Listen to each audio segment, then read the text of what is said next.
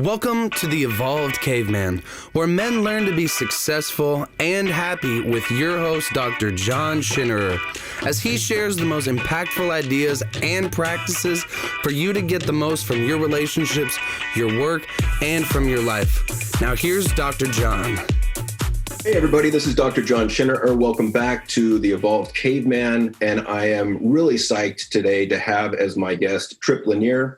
Tripp is the host of the New Man podcast, Beyond the Macho Jerk and the New Age Wimp, which for over a decade has been downloaded millions of times. Since 2005, he has spent thousands of hours coaching people all around the world to get out of the rat race, become an authority in their field, and make a great living doing the work they were put on this earth to do. Over the years, he's designed several businesses to support a simple lifestyle focused on freedom, ease, meaning, and fun. As a podcast host, he's interviewed experts and authors from all walks of life, including Tim Ferriss, Laird Hamilton, Ryan Holiday, Dan Millman, and Mark Manson, just to name a few. Tripp, thanks so much for coming on the show. Welcome. Yeah, you're welcome. Thanks for having me. Should I call you Dr. John or John? What do you prefer? John's fine. Thanks. John's fine. Okay. I'm always trying to kick out the pedestal. I'm not a big fan.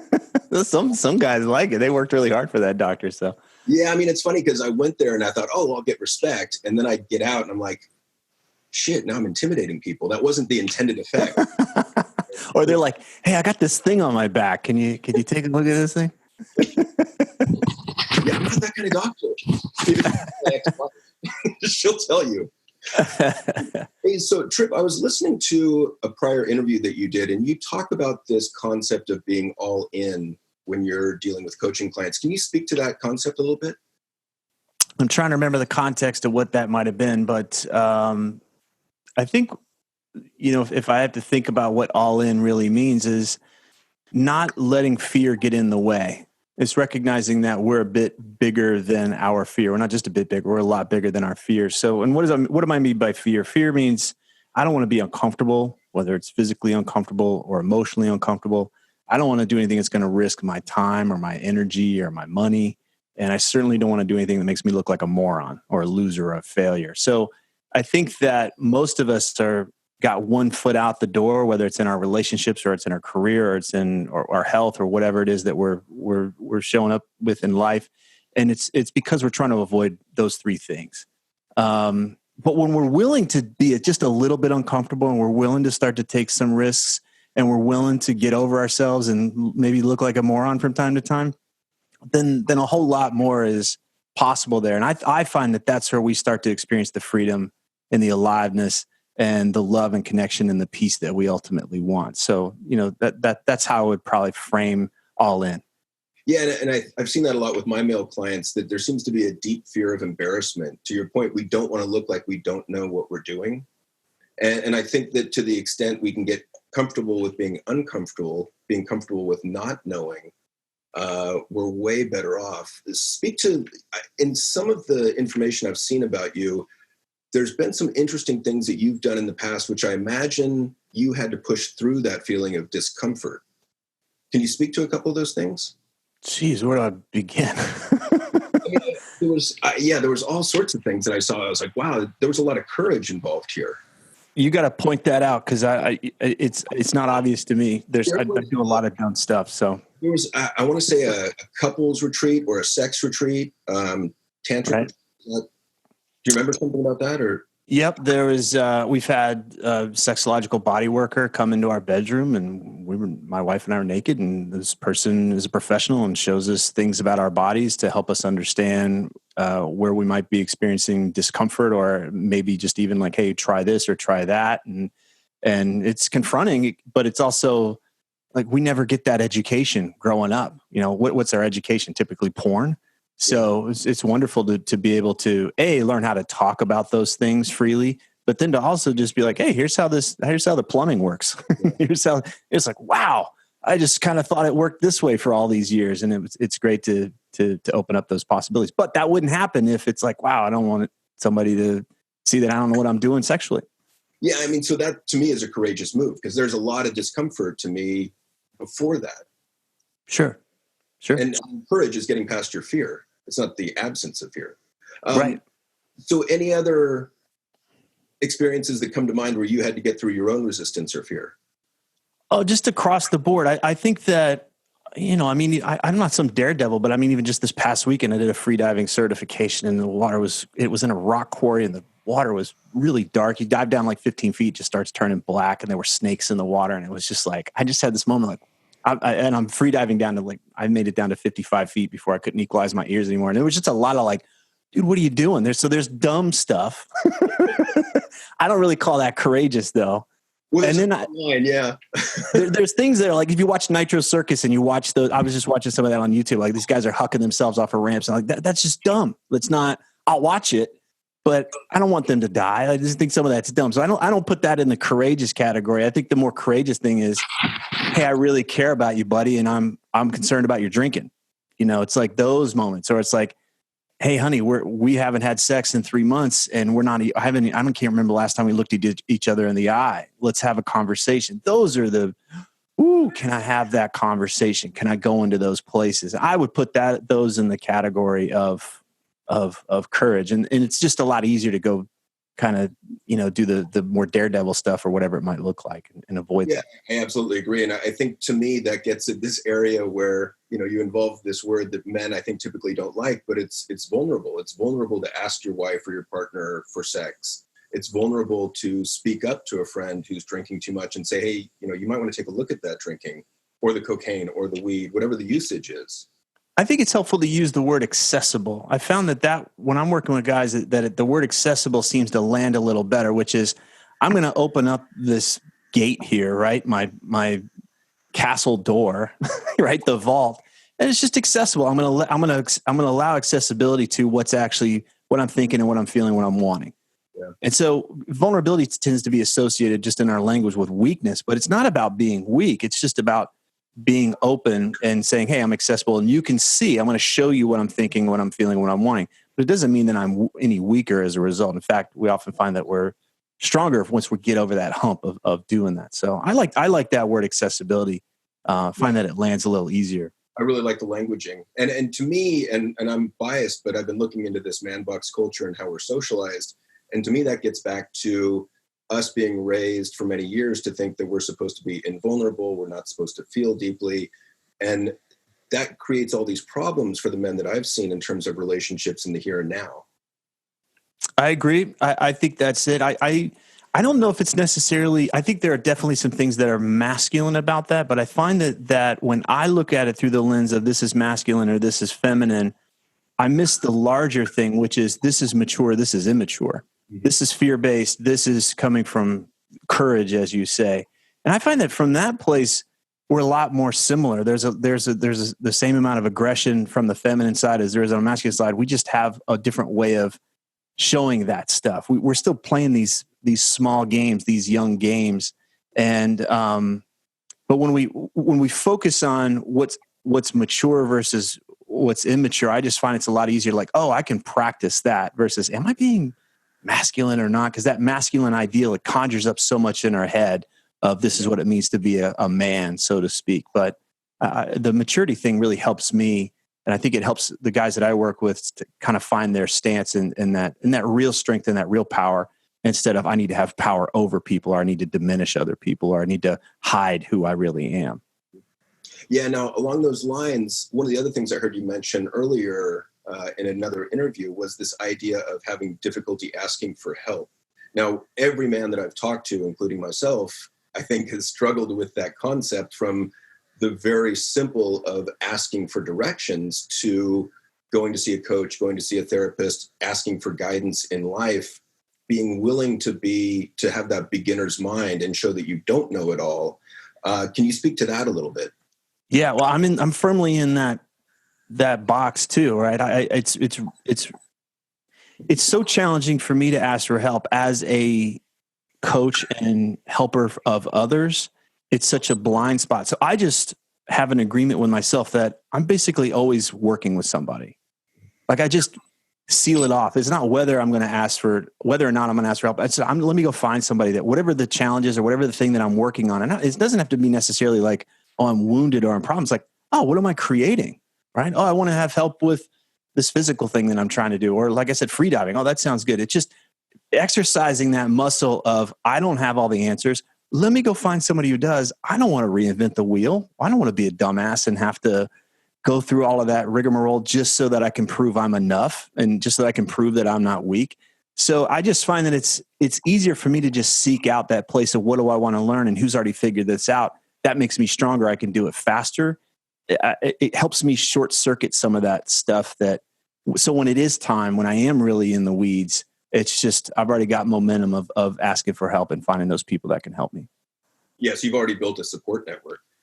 I would say the most challenging thing is it's easier to have a support network of like professionals, but I think the real challenge, especially, and I'm not alone, is finding peers, finding real men in our lives. For years I was in men's groups when I lived out in Boulder, but then we've moved to several cities since then. And it's like, I'm rebuilding that, and finding guys that can meet me at that level has been a real challenge. So I would say that's been the real thing of just like, can I find peers at that level instead of guys that I just go have a beer with and watch the game? It's like, who in my life actually meets me and challenges me and supports me and doesn't let me fall into the trap of being the coach, so to speak. Right. So I'd say that's the bigger challenge. And I know I'm not alone because there's so many people who's like, oh, there's no cool people in my town. I'm like, where do you live? Los Angeles. It's like there's a million people there, right? Millions of people there. And it's like, yeah, I'm all alone. So that's the story we tell ourselves. One of the things that's been interesting is in starting this podcast and doing some interviews with people that are involved in men's work, it's been really fascinating to me to see how willing they are to reach out and continue this as a friendship, where I was just kind of content having an interview. And they're like, well, what's next? What are we doing now? And they want to continue the relationship, and they're very comfortable with that vulnerability of extending an invitation or keeping things going, keeping the conversation going. And it was funny, I was talking to one who's like, what's next? I'm like, well, one of the things we could do is do a sort of an online summit and have, thought leaders kind of speak, and we could all pool our resources and create a kind of a greater email list and share it amongst us. And he texted me back a little bit later, and he's like, I got to say, it makes me sad whenever you mention email list because I don't have one. And I kind of laughed on my end. I'm like, well, not really that big a deal. Like, what's your social media platform? He's like, 20,000. I said, well, there you go. We'll push it out on your social media platform along with everyone else's. And then we create the email list together, and voila, you have an email list. But it was so refreshing to hear someone, a man who I didn't know that well, say, this makes me sad. It was a pretty unusual experience for me, honestly. To own that, yeah. Mm-hmm. Yeah, to own that sadness. And I also think that what I find is that it's quote weird for guys to develop relationships that are outside of work. So that it's like, oh, well, if we're going to connect for work, or if our kids go to the same school, then it's okay for us to connect. But so many guys are like, oh, this guy's going to think I'm gay if I just reach out to him and say, hey, if you want to get a beer, like that's the fear. I'm going to be seen as gay. That's the derogatory assumption. That goes back to that concept of masculinity, because going back to high school, two of our primary motivators is don't be seen as female, don't be seen as gay. Right. And that follows us throughout life. And I think that's the thing that blocks us from being able to just develop relationships. It's like, let's create some space here. Let's grow up. Yeah. Right. We're not those little kids anymore. We're not going to get beat up if somebody thinks X, Y, and Z. So who do I want to be friends with? Oh, I want to be friends with this guy. Well, why don't I invite him out and see if he wants to get a beer? Period. And I'll get over it if he thinks I'm gay. Big deal. So one of the things that you talk about a lot is getting through resistance. Yeah. Yeah. It's a huge part of the work that I do. So can you share a little bit about that part of your work? Well, if you think about everything that we essentially want is outside of our comfort zone, that's no surprise, right? So what are we going to meet when we start to go towards the edge of our comfort zone is resistance, right? It's like, oh, here comes the voice that says, you know what, there's no way you can do this. It's going to be too risky. Your whole life's going to blow up if you take a Saturday off and do something fun for yourself. And, this is where that we start to create these crazy stories in our head that the world's going to fall apart if we step outside of the comfort zone. This guy's going to think I'm gay if I reach out there. That's resistance. It's just stay in there. Now, guys like Stephen Pressfield, who wrote The War of Art, I interviewed him, but also Phil Stutz and Barry Michaels wrote a great book called The Tools and also Coming Alive. They talk about it through the lens of a part, they call it Part X. And they say that Part X isn't just that part of us that wants to have us play it safe. It's actually evil. They think it's evil. And then it's like, here's the thing that's going to work against you and try to keep you small and keep you weak. And so it feeds you the most seductive bullshit, left, right, front, center, all day long, every day, so that you don't go do the things that have you feel more expansive and have you feel strong in life. So I just tell my clients, look, if we're in this work, it's not going to be comfortable. It's going to require risk. You're going to look like a dumbass from time to time, and you're going to feel resistance a lot. So let's just expect it. In the same way that if you were working out with somebody at the gym and you started to feel that intensity in your muscles, you wouldn't be like, oh, wait, something's wrong here. It's like, no, that means that we're working something here. We're stretching it. Doesn't mean it's wrong. Doesn't mean it's bad. We can find a sweet spot in here so you're not overwhelmed, but that's going to come up. And so let's just expect it. Yeah, I like the intro that you give to new clients. I mean, it's funny, I'll teach new skills or tools to certain clients, and inevitably they'll come back and say, I couldn't do it. It felt weird. Didn't feel right. I'm like, well, so did riding a bike when you first learned that. Right. It's still good. It's still, it's something you get better at with practice. Learning how to do something and doing it are two very different things. Like you said, riding a bike sucks. Learning to ride a bike sucks, but riding a bike's fun, right? Yeah. Learning how to swim sucks. Swimming's fun. So there's a lot of things that we can't assess what that experience is going to be like when we're in the learning phase, when we're in the suck of it. It's just not, we don't have any competency. Of course it's going to suck. Of course it's going to feel weird. And if we come back to this notion that you've got around masculinity and we're protecting our self-image, we're going to look like a dumbass because we're trying to figure it out. We're newbies. So I think that that's really what most of us are up against, is we can't get over ourselves. We just can't let go of the fact that we're adult men and we don't have it all together. So yeah, if we get over that, imagine what's possible. So, there's this approach that you work with people who have social anxiety or generalized anxiety, where you systematically take them out and expose them to greater and greater risks or greater things that invoke greater and greater degrees of anxiety, systematic desensitization. I was thinking about that in terms of embarrassment in myself and my clients. And I don't like to be embarrassed, and I really haven't met many men who do. And I thought, I need to look at that a little bit more. And so I actively began seeking to embarrass myself in public just to get immune to it. Right. And my girlfriend has great stories about that she's happy to share with you, I'm sure. My wife, I think my wife is most happy when I'm just embarrassed myself. So there's something to that when the armor kind of falls. And, but what I find is that most of the time is the guy's like, I can't do that. I'll be a yard sale afterwards. And I'm like, let's see. And they're willing to try it. And most of the time, nothing happens. The thing that they thought was going to happen never even happened. So that's where we're creating this false construct, this false wall for ourselves. Like, yeah, I'll die if I do that thing because XYZ is certain to happen. And I just love to be like, do this enough and you'll start to be like 80%, 90% of the time, that terrible thing never even happens. And even if it does, so what? We get that sense, like you said, we get to expose ourselves to that threat and realize, oh, I can fall down. I can get back up. I don't know if we ever would get used to being embarrassed, right? Like, why would, I'm more comfortable with the idea or the fact that it's an emotion that passes in minutes. Right. I think we can become familiar with it. I don't think it's ever like, awesome, I'm going to feel embarrassed right now. Yeah. One of the questions which I love, kind of back to an earlier point that you made, is, and I use this a lot in relationship coaching, is what's the story you're telling yourself? So, for example, you give your wife a kiss and she kind of turns her cheek or gives you kind of a weak kiss. And immediately the story starts going in your head, like, what's going on here? Does she not love me anymore? Like, is she angry at me? Did I do something? And you don't know what it is until you check your reality with her. But we're always spinning stories. I mean, to me, that's what the mind does. It's a story-making machine. I agree. And I think we're far more powerful when we're willing to check those things out. And, a lot of us never even learn that. We think our stories are gospel. Like, this is the truth. This is exactly what's going on for this person. And then we create this world and we go about it, or we project our reality onto them. And I just find the world's a lot easier when we can just say, like, oh, there's my story. It's the movie I'm watching right now. And I can check that out. Let me see if it's true. Yeah. Is it really true you are pissed off because you saw me look at that woman that just walked by, right? Let me just check this out and see what's going on here. Yeah, where's the evidence? Where's the evidence? But also, as soon as we make that story, we break connection. we're no longer in connection with that person. We're no longer actually having I get your world, you get mine. So, but if I come back and I say, hey, here's my world, I'm going to be accessible. I'm going to share what I'm thinking, the story I've got. What are you thinking? Now we're connecting. Even if we're not in it might be a tense place, but we're back in connection again. Mm-hmm. Yeah, I like the idea. I think it's Terry Real that talks about there's 3 stages of a relationship that we go to. There's harmony, disharmony, and repair. And we just keep going through that cycle over and over and over again.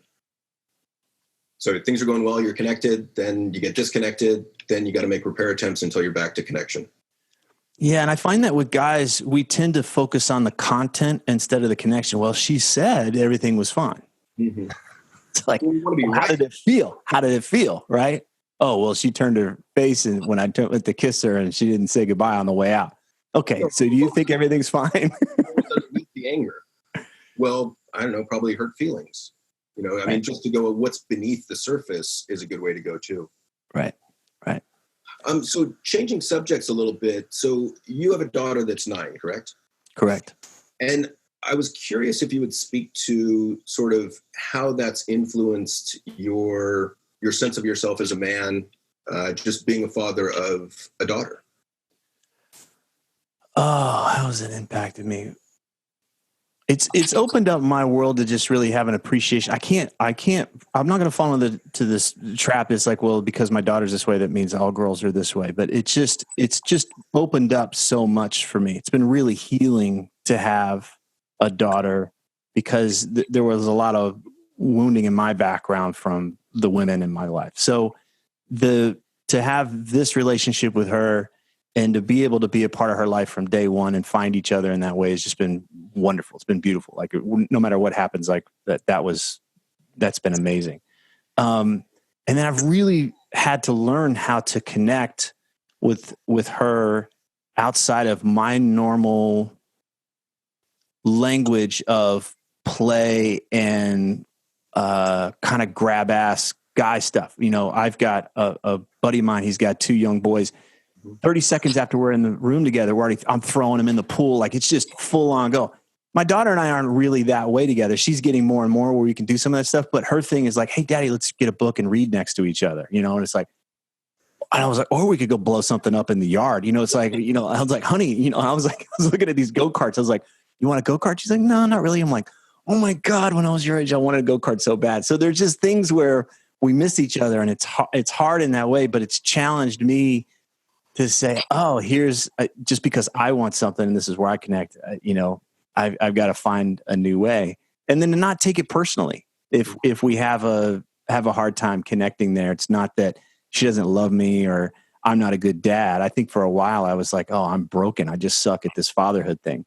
But I'd say it's really challenged me to pay attention to her and say, yeah, where can I connect with her? In her world, in her language. Yeah, it's interesting to me. I've got 2 boys and 2 girls. So with my sons, it was, as you say, much more physical, much more roughhousing, less communication.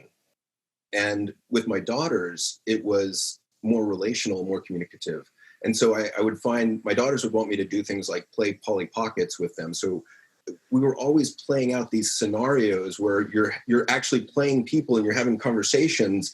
And, I'd do it for a while and then I'd get kind of tired and I'd just be like, oh, Hulk smash, and kind of go to the store and the dollhouse. And I could do it for a while. Let's take the hill, But yeah, I think it's, slightly different ways of being. But I think it did challenge me to grow in new ways, which I didn't really see coming. Yeah, it's a whole new language for me. The whole new language. And I'm really grateful to have, my wife has just been a wonderful help in that way because I can just go to her and be like, I am lost. I'm trying here and I don't really, I'm clueless. This is another topic I wanted to get to because I've noticed a pattern that with a lot of the men that I've spoken to, a lot of guys doing coaching work or helping people develop and reach their potential, their wives or girlfriends are therapists. What does your wife do? Is she... Her background is in therapy. She started as a psychotherapist over 20-something years ago. She's still in the game as a mental health professional, but more in a coaching realm now. So how does that impact you? Because I think that a lot of men, if I had to guess, would be a little bit nervous to have a significant other that's in therapy, that's a therapist. It's been such a plus. Well, at least my wife's, I know that there's a lot of therapists that become professional therapists, but they never do their own work. Mm-hmm. They weren't, that wasn't part of the thing. So at least for my wife, her path to becoming professional meant that she had to go through a lot of her own personal work. That was the training. Yeah. And so the benefit for me is that the house was cleaned up big time by the time I was on the scene. And so she was really aware of a lot of shadow stuff and fears and things that in my past with other women just derailed us every week. And so it was like, oh my gosh, what a luxury to be with someone who has this much self-awareness, who's this resourced, who has not just wisdom about psychology, period. It's not like she's just going to come at me, but has a witness, has so much connection with her own self and understanding. So it's a huge plus. I highly recommend it. Now I want to be specific because there's a lot of neurotic therapists out there. So it's like, it's working with the ones that have done their work, right? That have cleaned their house, so to speak. Yeah, and plus it makes it, we had an agreement from early on. And it was just like, if we ever start going off the rails, we just hit the bat signal and we go get help. And that usually we were never going to be in this place where we were going to let something fester for weeks or months. It was just always like, we just clean it up right then. Yeah. So, and I think, for me, so my life partner is a MFT therapist. And, I was married prior to that. And the difference is night and day in terms of just communication, the ability to communicate, and what I've learned about communication. I mean, like nonviolent communication, like I don't know that nonviolent communication is highly effective if you've got one person that's into it and one person that refuses to learn it. It just pisses the other person off. Yeah. And so, like just ground rules of no insults or, I feel statements. But once you get there, the ability to work through disagreements is night and day difference. And I think, being with someone who understands that challenges in relationships are going to happen is a big difference. A lot of us, when I remember being in relationships before, it was like, oh, if we're having a challenge, this means I'm not with the right person. Mm-hmm. So there was this jumping of conclusions like, oh no, I'm going to get trapped. I'm with the wrong person. Instead of like, okay, we got a little bump in the road here. Let's take it in the shop and get it worked out. I never felt like we were trapped. And, I don't feel that way with Allison, and that, oh my gosh, if we have a problem, we can't get over. It's what you said, those communication skills gave me such confidence. Like whatever comes up, we're going to be able to work it out. We'll be able to figure it out. And it's not going to turn into knives at each other and insults and that kind of thing. So what's the biggest thing you've learned from this relationship? Oh my gosh. Acceptance. I would say early on, there was a point early on when, after we got married, I went from like, I'm not going to get married to meeting her. And we got married about a year and a half later. And I was really on board to get married. I didn't have any doubts about that, which seemed crazy to me. But then it wasn't long after that I started to experience a depression. And I remember going to see one therapist. It was an equine therapy session. I walked into the pen and with this big horse, and the horse kind of freaked out. And the guy looked at me. He's like, "What are you so pissed off about?" And I was like, I'm not pissed off. I'm fine. So I was completely disconnected from my anger. And there was a point where with Allison where she was just like, it started to turn on her. I started to get toxic with her. It started to cut her off. And she's just like, what is going on? We're going to talk about it. And what was the bottom line was that I'm just really, there's a part of me that's really pissed off that I got married. I really wanted to be free and wanted to have my own autonomy, and I never wanted to be tied down. And I'm so afraid that it means that I made a mistake and all this kind of stuff. And I still feel really like I really love you, but I'm so afraid to own that I'm so pissed off. And she was like, I'm not afraid of your anger. I'm not, she's like, I can hold it. And what I got in that moment was she accepted me more than I accepted myself. And I'd never been in a relationship like that, because the other relationships were like, oh, you need to hide that part from me. That makes me uncomfortable. You need to hide this other part. Your turn on needs to be hidden until I'm comfortable with it. Your anger needs to be hidden until I'm okay with it. So I'd always been told to compartmentalize things in order to be accepted. And here it was, I was with someone who loved me so much that she's like, yeah, bring it on. Like whatever you got, I'm cool with it.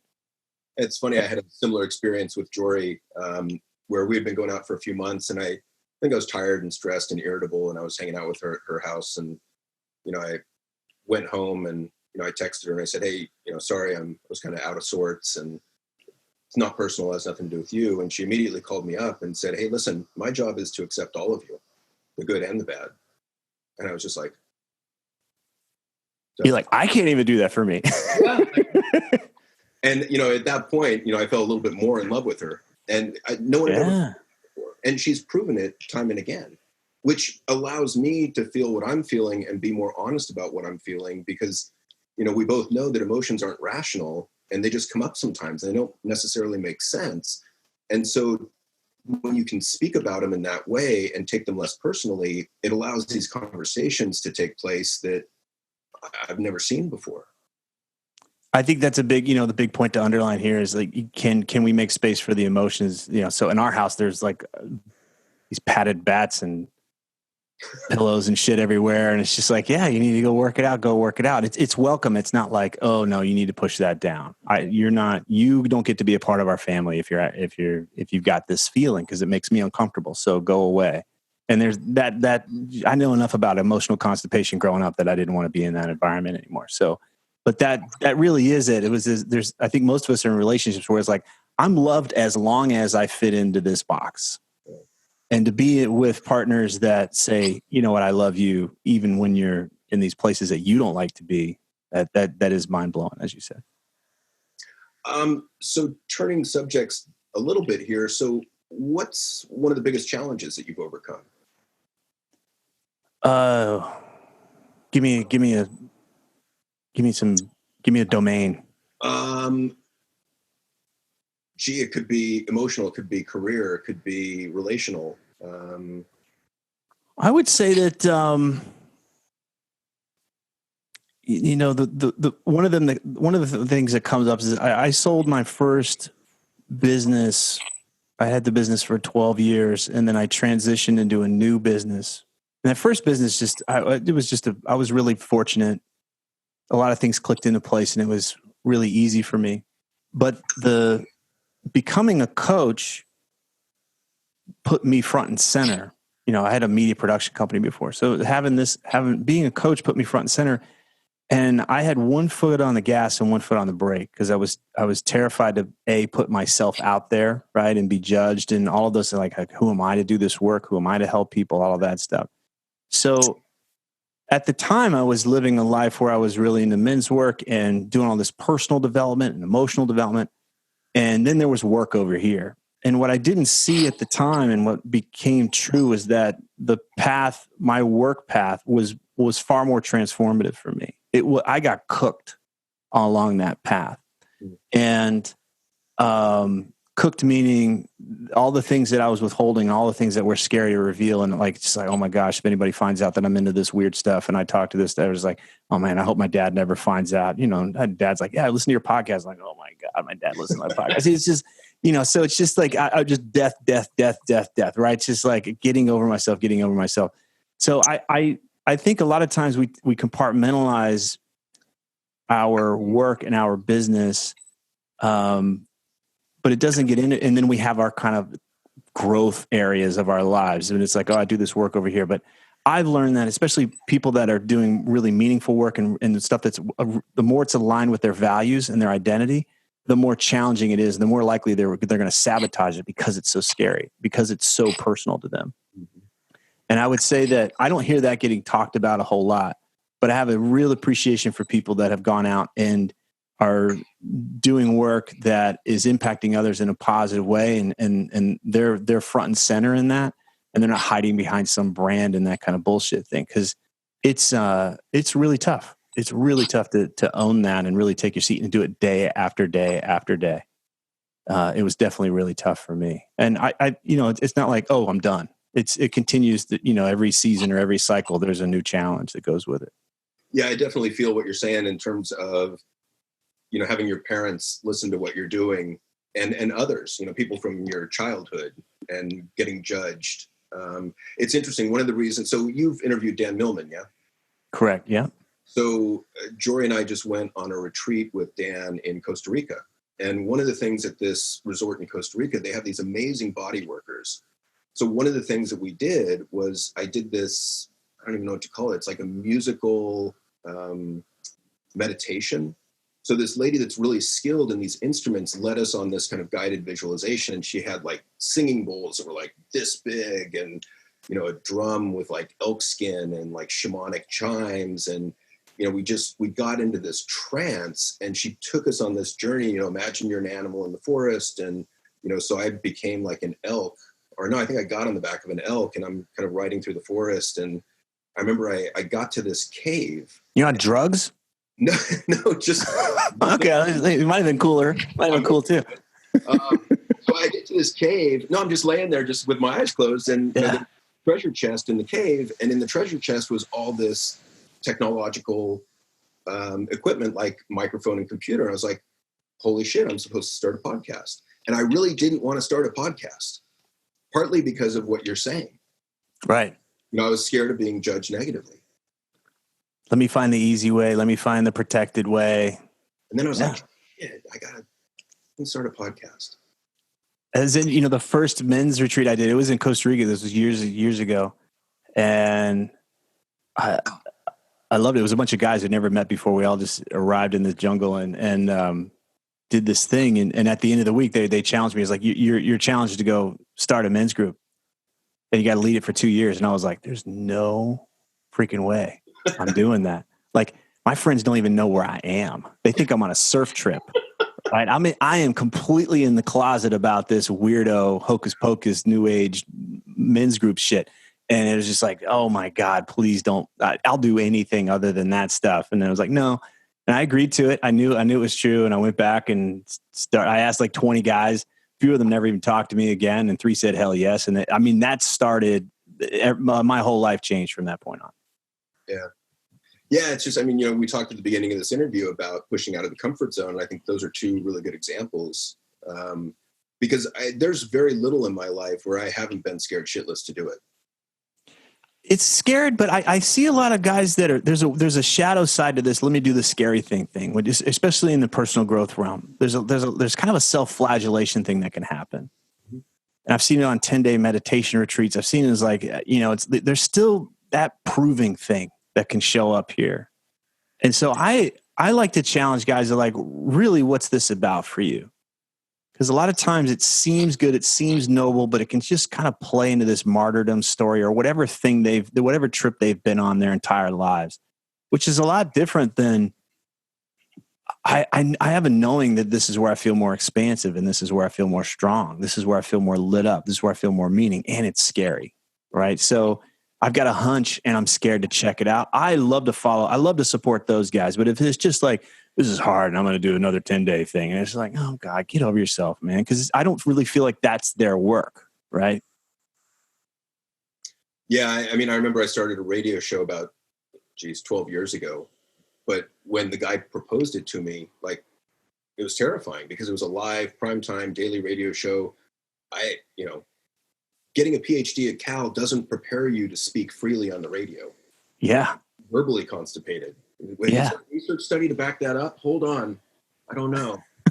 It really puts a kink in the conversational flow. So could you like, hey, an up next Blue Oyster Cult? Could you ever just like throw a tune in there? Yeah. There's no music. I learned like how to tell a joke in a vacuum, right? So I was in the booth by myself and I'm telling a joke and there's crickets because there's no one in the booth with me. And I can see my producers laughing. So I had to figure out like, oh, so when I tell a joke, I have to laugh after it myself as if it's funny. Uh-huh. Otherwise, it just sounds weird to tell a joke and there's nothing. Right. So yeah, pushing through discomfort. And I really like the idea that you have the expansive, that feeling of being expanded versus constricted or contracted.